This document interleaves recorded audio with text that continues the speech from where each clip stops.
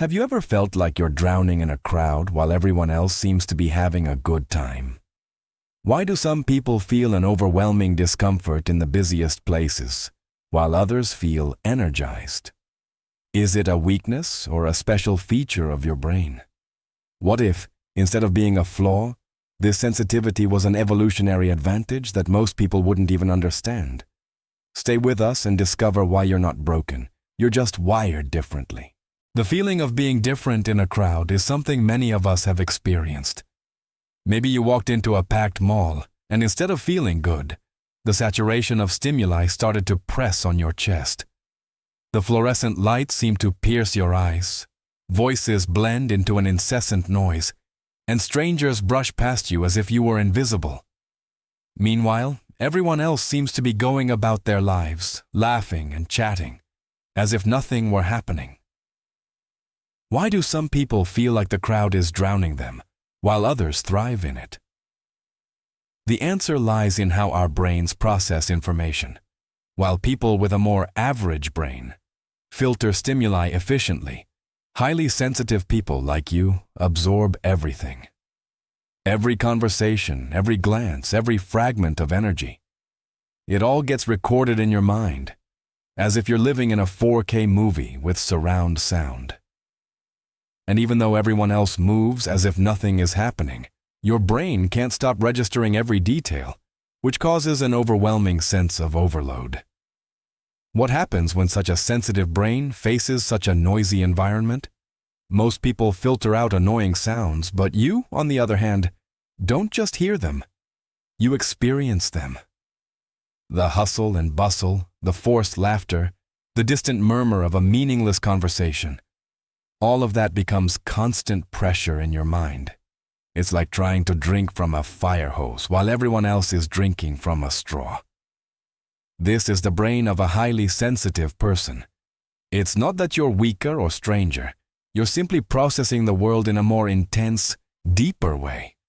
And what most people see as chaos, for you is a labyrinth of information that your mind has to decipher, piece by piece. The nervous system of highly sensitive people functions differently. While most people can enter a noisy environment and simply ignore stimuli that aren't important, the brains of people like you don't have that filtering ability so easily.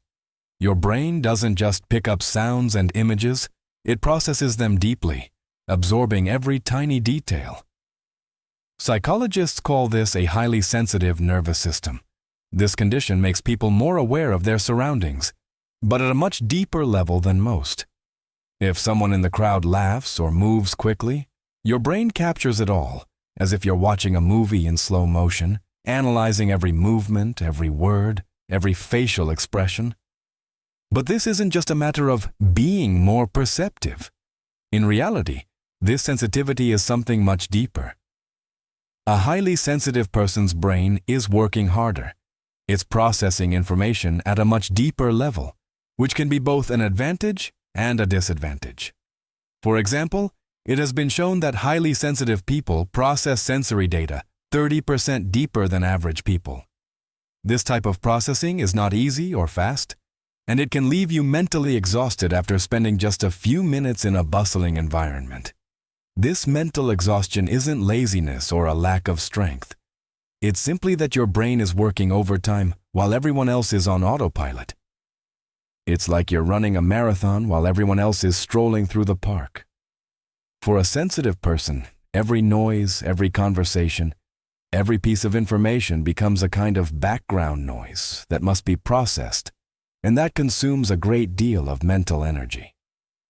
The good news is that this high sensitivity is not a negative thing, not at all. In fact, in evolutionary terms, it could have given you an advantage. In ancient times, our ancestors had to be alert to immediate dangers. People like you, who were more aware of soft sounds or changes in the environment's energy, were more likely to detect a threat before others. In other words, your sensitivity has helped humanity survive. Therefore, you're not too sensitive, you're just sensitive enough. It's not a flaw or a disorder, it's an essential part of your personality. And despite what society might think, This sensitivity is not something you should hide or correct. It's a unique ability, a rare superpower that few people possess, and that often goes misunderstood. One of the main difficulties of being a highly sensitive person is dealing with what is known as social fatigue. It's not that you don't like being around people.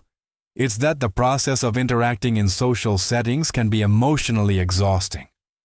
Interactions in crowds are not only a physical burden, but an emotional one too. It's as if you're absorbing all the energy from the people around you, both positive and negative. When you're surrounded by a lot of people, social masks are inevitable. People fake smiles, laugh at situations they don't find funny, and say they're fine when they clearly aren't.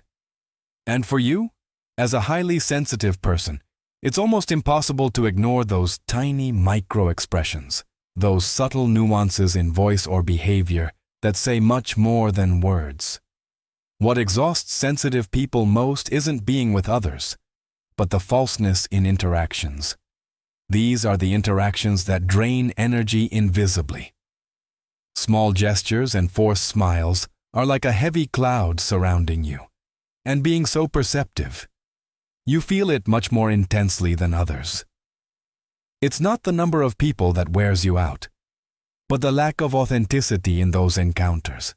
In a way, you find it physically exhausting to be around people who aren't genuine. Social fatigue is also due to what psychologists call social masking fatigue. It's the mental exhaustion you feel after hours of having to maintain a facade. After a whole day trying to fit into superficial conversations and observing others' performances, you feel like you've run a marathon. Your muscles aren't sore, but your mind is exhausted. That's why, for many highly sensitive people, deep and meaningful interactions are much more satisfying than light, trivial conversations. A couple of hours of sincere talk, where both interlocutors open up and share their deepest thoughts, can be much more energizing than attending a party full of empty conversations.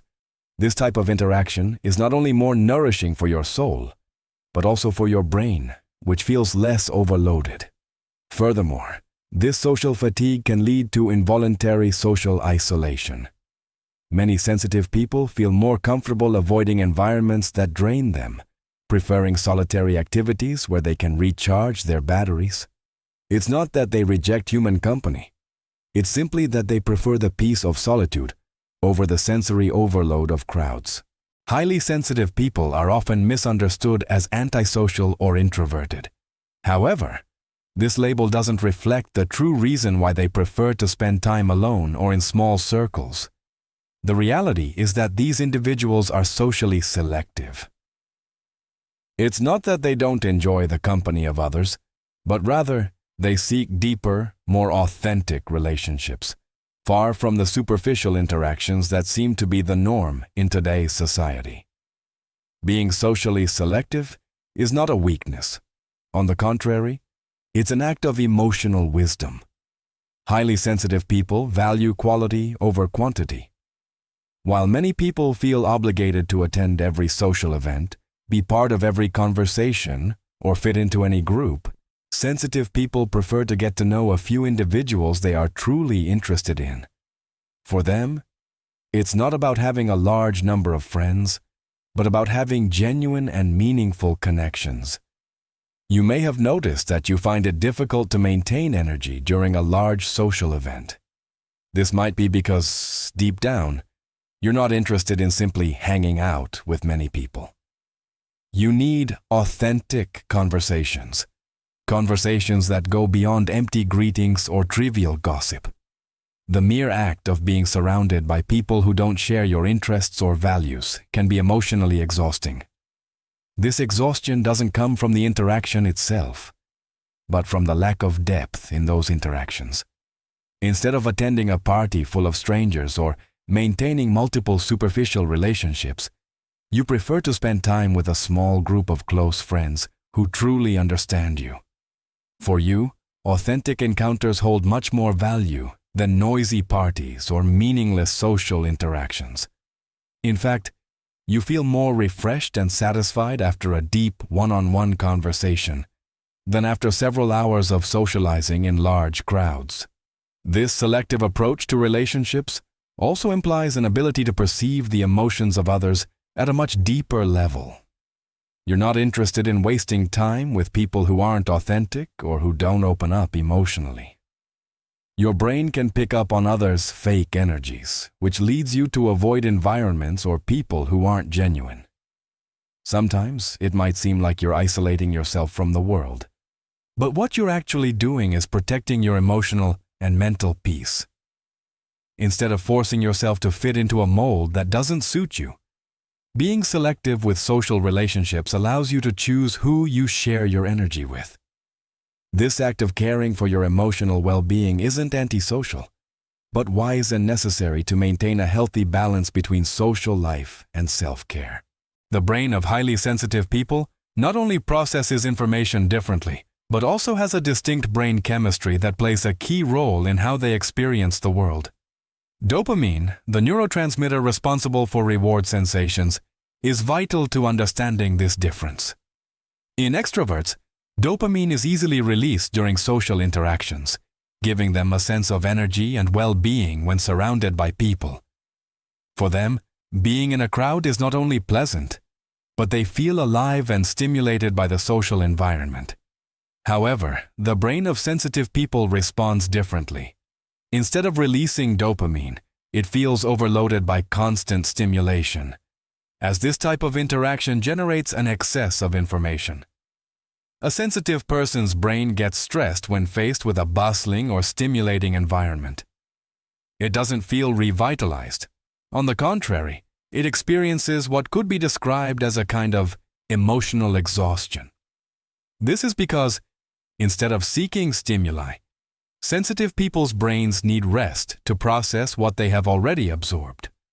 What's even more fascinating is that sensitive people have a greater presence of acetylcholine in their brains.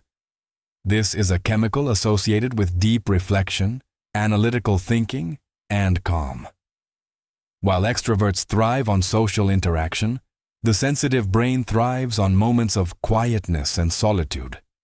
When a sensitive person is in a calm environment, their brain activates differently, allowing them to access levels of deep thought that most people cannot reach. This difference in brain chemistry explains why highly sensitive people often feel exhausted after a social event, while others may feel more energized. But the important thing here is that this chemical imbalance is not a negative thing. Rather, it is a characteristic that allows sensitive people to be more reflective, deeper, and more capable of accessing an inner creativity that people with a more reactive dopamine system do not experience. In fact, scientific research has shown that the brains of sensitive people have more gray matter in the prefrontal cortex area, the region responsible for complex thinking and decision-making. This neural reinforcement is what allows them not only to process information more deeply, but also to make more informed decisions and be more reflective in their approach to life. Therefore, although modern society may view this difference as strange or even negative, highly sensitive people actually have a more finely tuned brain, capable of deeper analysis and connecting ideas in a more complex way than more impulsive or externally focused brains. Solitude is often seen as something negative in our society. But for highly sensitive people, solitude is a tool of power. It's not about being isolated due to sadness or disconnection. It's about finding a space where external noise fades, and you can listen to and process what's happening internally. Solitude, in this case, is not loneliness in the traditional sense, but a form of self-clarification and personal growth. When you're alone, without the distractions of the outside world, your mind has space to recharge and reflect, while for others, the absence of noise can be uncomfortable. For sensitive people, silence is an opportunity to connect with their deepest essence. In that quiet space, the most creative and profound ideas emerge, and the brain, which is normally working overtime processing stimuli, has the opportunity to rest and find clarity. It is during these moments of solitude that sensitive people have the ability to make the most meaningful connections with their own being. quietness becomes a sacred space where the mind can relax and recharge its energies, allowing them to reconnect with their creativity and purpose. Solitude, then, is not an escape from the world, but a necessary safety valve to maintain emotional and mental balance. This process of solitude allows highly sensitive people to grow emotionally, self-explore, and strengthen themselves. In fact, it is often in quietness that they find their deepest answers about themselves and about what they truly desire in life. This solitude is not empty, as one might think, but is filled with clarity, introspection, and authenticity. In the end, what many people misunderstand as a preference for solitude is actually a way of protecting their inner peace. It is a tool that allows them to remain connected with themselves, which is essential for not losing their authenticity in a world that constantly demands they be otherwise. The ability to live in silence and solitude is not a sign of weakness or a rejection of life. On the contrary, it is a powerful way to find inner peace and mental clarity in a noisy and chaotic world. Highly sensitive people are not simply introverted or antisocial. They are individuals with a unique ability to connect with their environment in a deep and authentic way. This superpower, though misunderstood by many, allows them to see beyond the surface, grasp the unexpressed emotions of others, and reflect deeply on their place in the world. Throughout this journey, we have explored how sensitivity and introversion are not flaws to be corrected, but rather characteristics that offer an invaluable perspective on life. While modern society seems to glorify stimulus overload and constant interaction, more sensitive individuals remind us of the importance of quietness, silence, and authenticity in a world full of superficiality. By choosing not to succumb to society's demands to always be sociable or surrounded by noise, these individuals opt for a more thoughtful and balanced life, where personal space is vital for their emotional well-being. This ability to choose silence over noise is a conscious choice that allows them to focus on what truly matters, their inner well-being, and their genuine connection with themselves. So the next time you feel misunderstood for needing alone time or avoiding crowds, remember, you're not alone. And what others might see as a flaw, for you is a way to find your true peace. The world needs more people who choose quiet over chaos, depth over superficiality,